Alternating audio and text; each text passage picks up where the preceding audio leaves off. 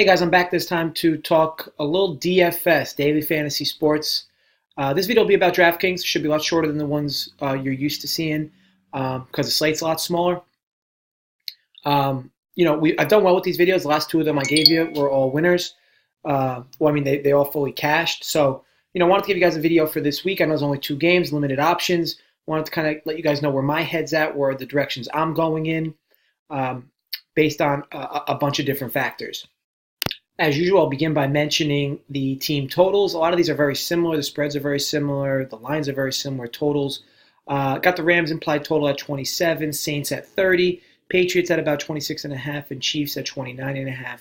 So you'll see the numbers there are very similar. Nothing really sticks out like crazy. So what you're going to want to do when you go into this slate is you're definitely going to want to overdo it with regards to looking for value. So as I look at these prices, and first of all, the cold weather or potential for cold weather in Kansas City, the temperatures have gone up a bit. It's kind of got a lot of like the Adirondacks out there in Kansas City, where the weather reports can be different literally from minute to minute. Now they're saying the game time temperature could be almost 30 degrees, which is kind of crazy. Considering a few days before today, they were talking about that game being in the negatives potentially.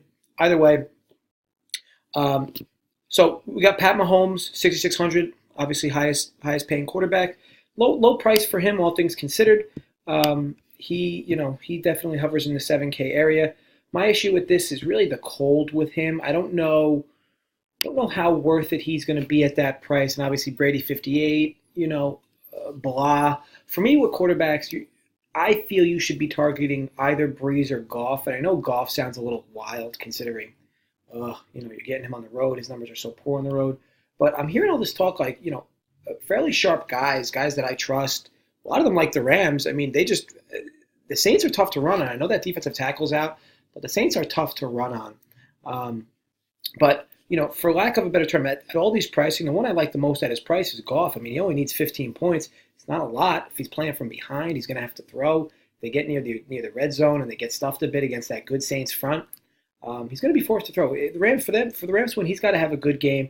And this price, him only needing 3x at this price is actually really like it. We'll put him in there for now, and we'll continue to build as we go. So, running back, Gurley's price is great. My issue there is the Saints are so good against the run, and when he was the only guy in LA, when C.J. Anderson wasn't really getting touches, he still only got 19.9 in this game. Didn't have a lot of rushing yards. I think he still caught, did he catch 6 balls? He still caught 6 balls. He still didn't even break 20 fantasy points. Gurley's going to be wildly popular at this price. It just seems like the Rams are very content with using C.J. Anderson and him in a timeshare. And the matchup is just not a great one, especially on the road, especially if you consider the Saints are going to come out and score a lot. So while Gurley's price is good, going to leave him off for now. Kamara's price is just incredible. You can run on the Rams. Not concerned at all there. Him coming off a very paltry game. Love this price. I'm just going to go ahead and lock him in right away. Then when you look here, Sony Michel, James White. Sony Michel had a great game. I think that'll make him extra popular against Kansas City, who seemingly has issues stopping the run, or usually does, even though they were very good against the Colts. However, I'm definitely going to be leaning towards James White here. James White will also be wildly popular. I'm just not sure the specifics of how popular. But for me, great play, 5,400. I'm not going to continue to go down here, take a risk with C.J. Anderson. Mark Ingram's a complete risk as well. With Spencer Ware seemingly healthy, I'm not going to play Damian Williams. So for me, let me lock in James White and his potential to catch, 7, 8 balls for a bunch of yards. And obviously if he scores, even better. Then we look at wide receivers. As I look at this list, Tyreek Hill, decent price, but on the road, not sure I'm a huge fan, especially in the cold. Julian Edelman, same things apply. What I do like is, and I'll mention Michael Thomas in a minute, but what I do like are these Rams prices. I mean, these are pretty wild. I mean, Robert Woods, 57, Brandon Cooks, 53. I look at these two. To me, I know that, if I play them both, which I'll put them in here just because of their price, I know I get the idea that, oh, wow, you're kind of Rams heavy. You hope they win. Well, I'm just kind of hoping for points. I mean, if the Saints score, the Rams are going to have to score. I mean, if you truly believe this game is going to be like a 17-14 game, then obviously you would want to pass on the information I'm giving you here. However, I don't believe that's going to be the case. And from a value perspective, value is not going to be hard to reach for these guys by any stretch of the imagination. And where can you beat the Saints? You can beat them in their secondary. You got all these Rams guys underpriced. And you can really beat the Saints with deep into their secondary with some of these guys. So if I continue to look here, I got 2 more slots to fill. Definitely love Michael Thomas, so I'll go ahead and plug him in. Big spender there.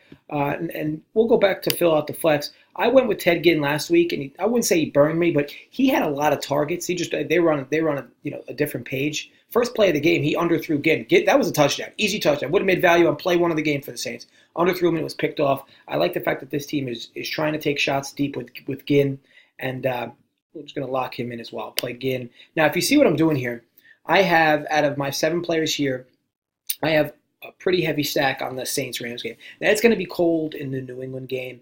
If they pile up points, I guess I would be left a little susceptible. There's just a lot of variance with a lot of guys on those teams. Now, when I look at tight end here, tight end's another position where I could play Everett, coming off a 1-target game, or I could play Kelsey, who, the rookie quarterback in a tight situation is going to rely on him. And yeah, you could make the argument that Belichick always takes away your best player. But who's going to take away? If he decides to take away Tyreek Hill, there's Kelsey. If he decides to take away Kelsey, there's Tyreek Hill. I think that Kelsey's going to continue to play well and put up good numbers. Let's see what he did against New England when they played. Let's see here. Okay, so 9 grabs for 61 yards. Definitely nothing to write home about. But, in a tight situation, a lot on the line, I like Mahomes to go extra to Kelsey, find him in spots. And again, Kelsey's been good for him all year. And you don't really have a tight end that can get you the production on this slate that Kelsey can. Could Gronk come out of the blue? Sure, I guess. But, certainly hasn't done so all year. Love the being ranked 32, Chiefs being worst against tight end. But again, where's Gronk been all year? So it's a little concerning there. So let me lock in Kelsey. Then we talk about defense on this slate. I don't really think it matters who you play. For me, I'll just play the cheapest. And while the Patriots could burn me here, I just feel like, with the total being moving down, it gives me 2,100 left. I'll lock in New England here, and just ride home that way. Now, when you look at this lineup as a whole, a lot of it's Saints-Rams based, with a piece of New England, a piece of Kansas City, and a New England defense because they're very low priced in a cold game. But ultimately, this slate you can go a bunch of different ways. I like the fact that all these Rams guys are so cheaply priced. And again, on a slate like this, you just got to look for value. And I don't think a lot of people are going to go in this direction. And if Goff can have just a decent game where he even throws for 250, 275, and 2 touchdowns, that's 8, 9, that's 10, that's 18 points right there. Plenty enough for him to make value. And if he's primarily throwing to his 2 favorite targets in Woods and Cooks, they don't need a lot to make value either. So really like that spot for them. Obviously, got a lot of your Saints leverage with the Saints' 2 best players in Kamara and Thomas. Got James White, pass-catching fiend for New England. And in the cold weather, I expect how do you beat a good pass rush? You beat a good pass rush with screens. So expect James White to have a decent game there. Then Kelsey, like I said, you look at your tight end, you're not going to have a lot of production from a lot of them. So, for me, Kelsey's a good option there. Now, one little pivot I might give you here will be if you were to go Gronk. Let me see what that leaves you with. If you were to go Gronk, that leaves you with 7,300. Wow, so 200 short. We could have fit in Gurley. So you can tinker around with this a little bit, like maybe scratch White, put in Gurley, and then maybe I guess Kelsey. Let me see. Let's see this real quick. So if we took him out, we went Gurley. Got a flex. Got 5,200 left for the flex. Could technically go all Rams, but I wouldn't do that. Ultimately, I'm not really sure it's going to work out in this method. So I'll most likely be going with the lineup I had before, which I'll remove Gronk from the equation. We'll go Kelsey. We'll move back to James White. Now, like I said, Todd Gurley will be wildly popular. Wouldn't let that deter you or make you feel you have to play him. You can have exposure to Gurley because you'll probably need to. But again, Saints are really good up front. Won't surprise me in the least if Gurley has a very average game. The volume and the player you're getting is probably worth the price anyway. But for me, love this lineup. This is where I'll be going. And I wish you guys best of luck with the slate. And hope you found this video informative. Subscribe to the channel if you enjoyed the content. Thanks again and good luck, guys.